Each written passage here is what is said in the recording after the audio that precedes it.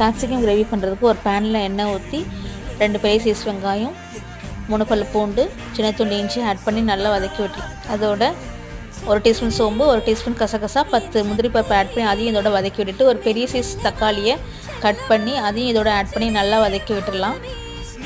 இப்போது இதை ஆற வச்சு ஒரு மிக்ஸி ஜாரில் அரைச்சி எடுத்துக்கலாம்.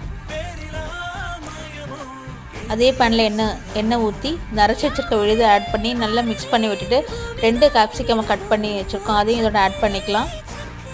இதுக்கு 1 டீஸ்பூன் தனி மிளகாத்தூள், 1 டீஸ்பூன் மல்லித்தூள், 1/2 டீஸ்பூன் கரம் மசாலா அதையும் இதோட ஆட் பண்ணி நல்லா மிக்ஸ் பண்ணிவிட்டு இந்த கிரேவிக்கு தேவையான தண்ணி ஆட் பண்ணிக்கலாம்.